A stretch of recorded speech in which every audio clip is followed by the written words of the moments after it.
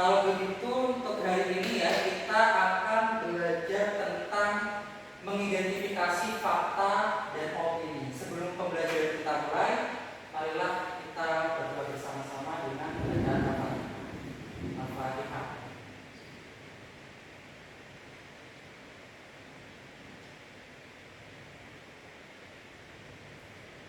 Oke, berdoa selesai. Baik ya anak-anak, hari ini kita akan belajar mengidentifikasi fakta dan opini pada artikel ilmiah populer. Sebelumnya ya, kemarin kalian sudah belajar tentang ciri-ciri teks artikel ilmiah populer. Apa aja kemarin ciri-cirinya?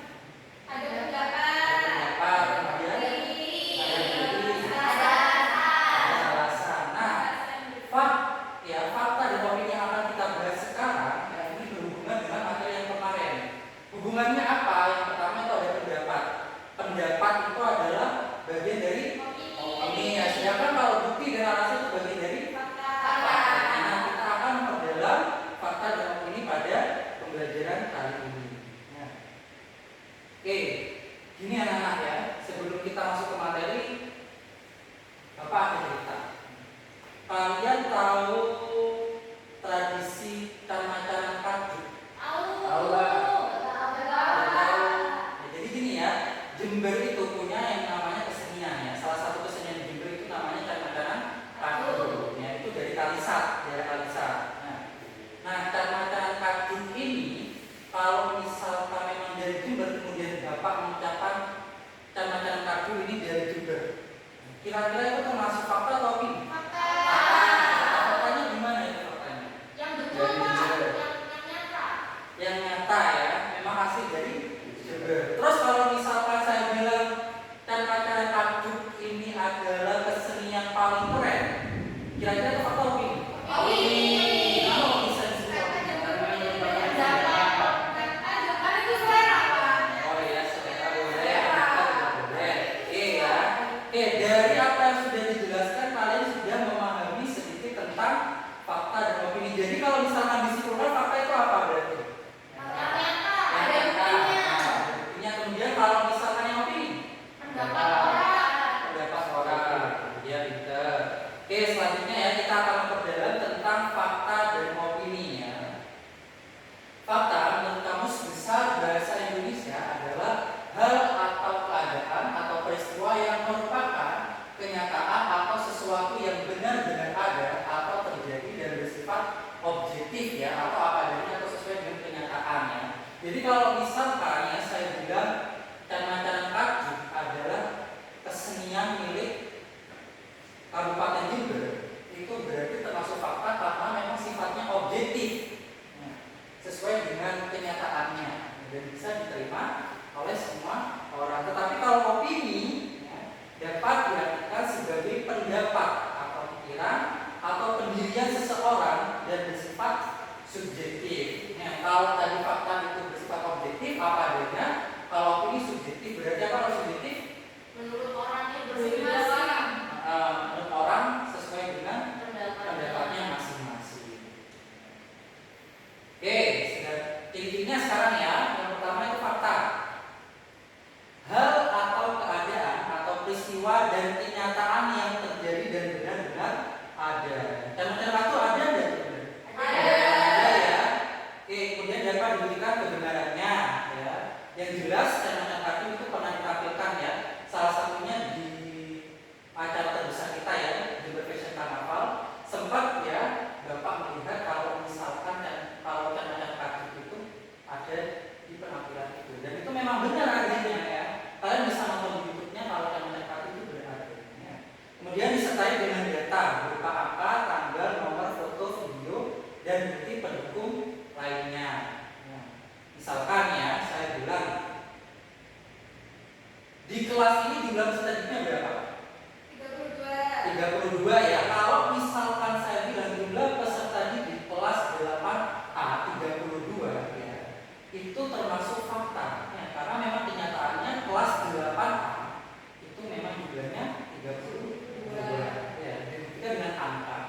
Kemudian juga ada berupa tanggal, nomor, foto, video, dan bukti pendukung. Jadi apapun ya yang berhubungan dengan kenyataan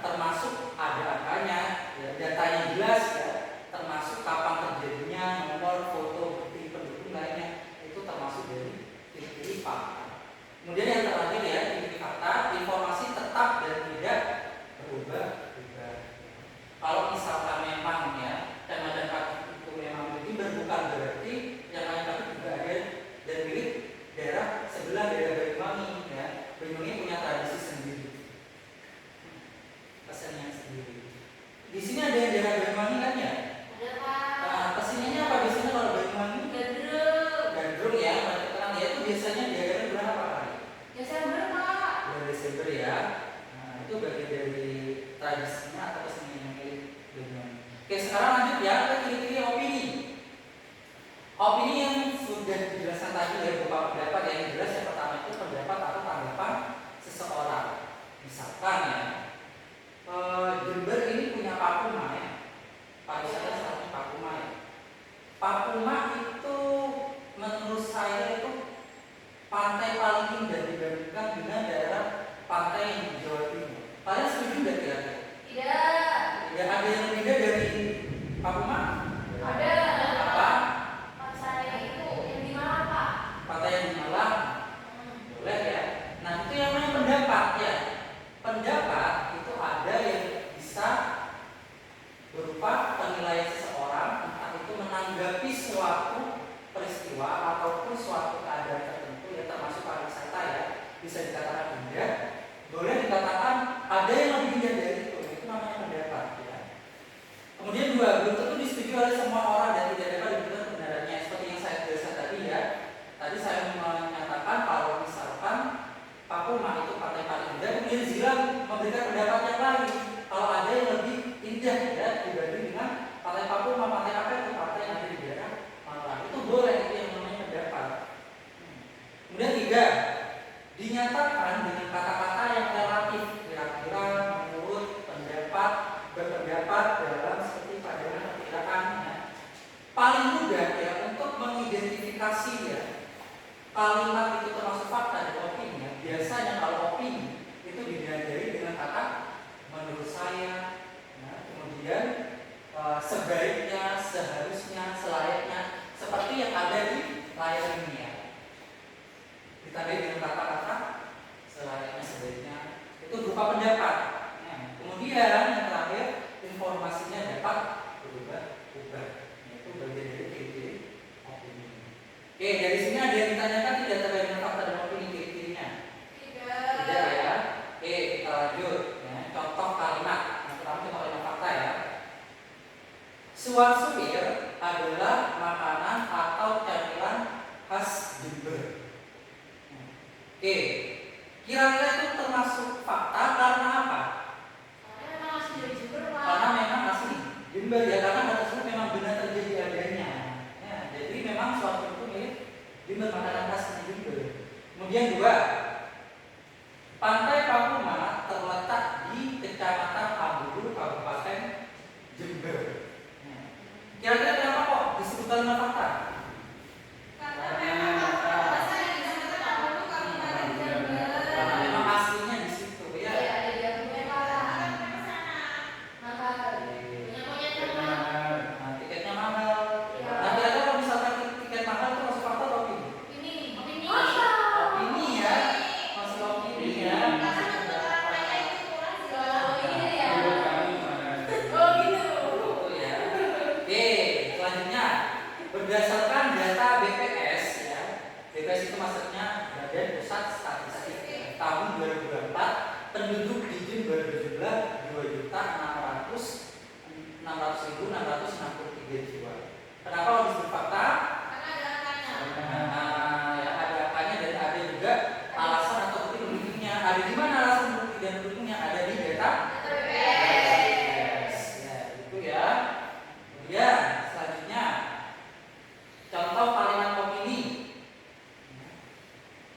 Satu, Papuma adalah pantai terindah se-Jawa Timur. Ya. Dari situ bisa disimpulkan kalau kalimat pertama Papuma adalah pantai terindah se-Jawa Timur itu kalimat opini karena bersifat subjektif. Nah, ya, bersifat subjektif ya, dan belum tentu disetujui oleh orang yang nanti sudah saya jelaskan ya. Kemudian yang kedua, pecel pincu. Kalian pernah makan pecel pincu nggak? Di Garahan ya. Di daerah Garahan. Iva makan pincunya di mana? Di kampus. Jadi di Garahan ya. Dulu ketika Pak Med dan KKN ya, Pak Med itu sempat merasakan rasanya pecel pincu. Menurut Pak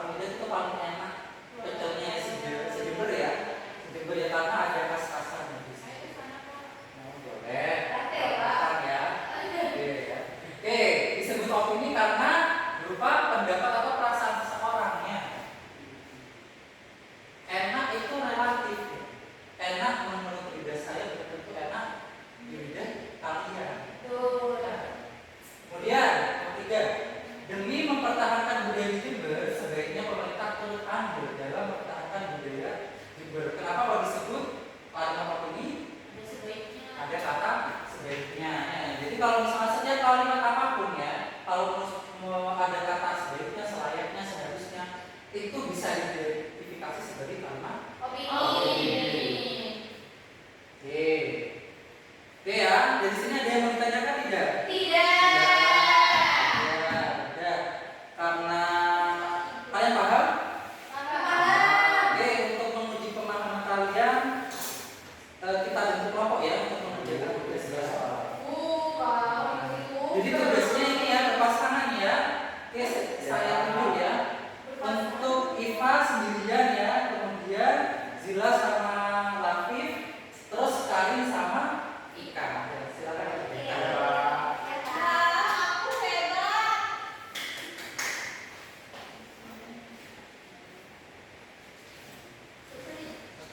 Silakan namanya ditulis ya. Teman-teman ada yang punya pulpen lagi nggak? Udah kembali. Pinjam ya kakak. Ini Zila. Oh bapak ada. Lain kali kalau sekolah bawa pulpen ya. Bapak ini bapaknya. Jadi. Oke ya, Bapak jelaskan LKPD-nya sekarang ya. Kemudiannya di situ ya. Yang pertama kalian harus membaca artikel yang sudah disediakan. Ya. Kemudian ya, setelah membaca artikel yang sudah dibaca itu, selanjutnya kalian mengidentifikasi fakta dan opini. Nah, fakta dan opini gimana kalian mengidentifikasikannya ya? Kalian kan sudah memahami ya kalau misalkan pendapat itu ditandai dengan kata sebaiknya, selayaknya, seharusnya. Opini ya. Silakan. Siapa? Nah, kenapa? Pak, kalau nulis semua capek Pak. Boleh digarisi aja nggak Pak? Ditulis saja ya biar enak ya.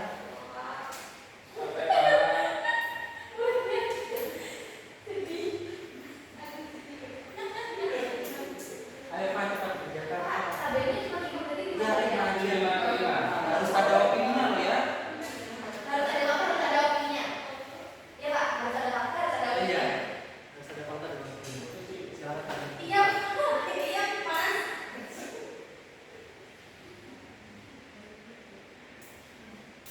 Kalau ada yang kesulitan silakan ditanyakan ya.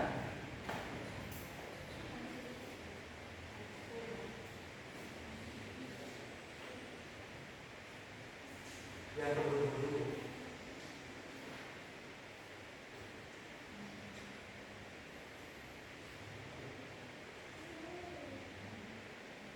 Pak, kalau tabelnya nggak cukup gimana Pak? Kalimatnya apa ya Pak? Cukup-cukupin. Oke, nanti kami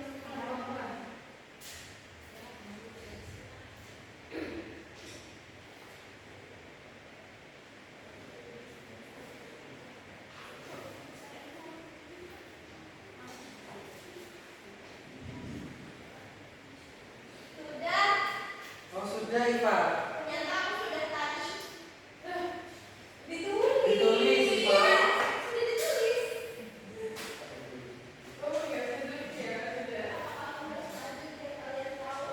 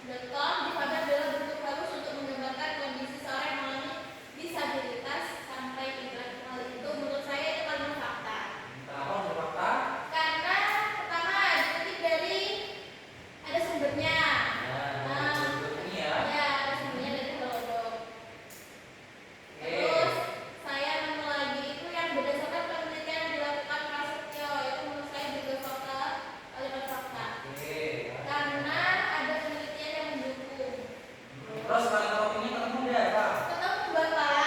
Mana? Itu paragraf kedua. Ini. Bisa jadi difabel sudah selayaknya mendapatkan layanan khusus saat berinteraksi di sekolah yang seperti inklusi ada kata selayaknya. Coba. Menurut kalian ini termasuk kalimat opini tidak? Opini. Kenapa? Selayaknya. Karena ada kata selayaknya. Oke. Terus ada lagi Pak? Kalimat setelahnya Pak. Hmm? Layanan ini seharusnya tidak hanya datang dari guru pendamping sampai di sekolah. Nah itu juga opini karena ada kata seharusnya. Oke. Terima kasih Bapak Budet. Terus dari sini ada lagi fungsi tambahan. Sudah Pak sama. Ada opini lagi Pak. Oh yang Mana, mana? Pak? Di ini kalimat paling akhir. Hmm? Dengan demikian kemungkinan mereka juga. Oh, Ya, ya. ya, Kenapa betul. harus opini? Ada kemungkinan. Maka kemungkinannya berarti ada berapa fakta kalimat fakta dan opini yang kalian temukan? Faktanya tiga, opininya tiga. Sebenarnya ada lagi Pak. Tapi opininya itu saja. Tapi kabarnya ada lagi Mas. Ya. Oke, bagus kalau begitu ya. Kalian sudah memahami materi yang kita pelajari sekarang ya tentang mengidentifikasi fakta dan opini dalam artikel itunya populer ya. Oke ya.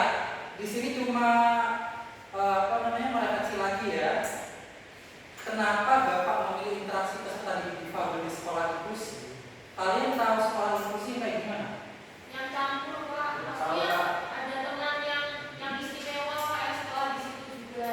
Ada ragam siswa Ada siswa ya. Jadi peserta difabel bisa masuk ke dalam sekolah tersebut. ya. Oke. Misalkan apa kalau misalkan ada peserta difabel itu kayak apa misalkan?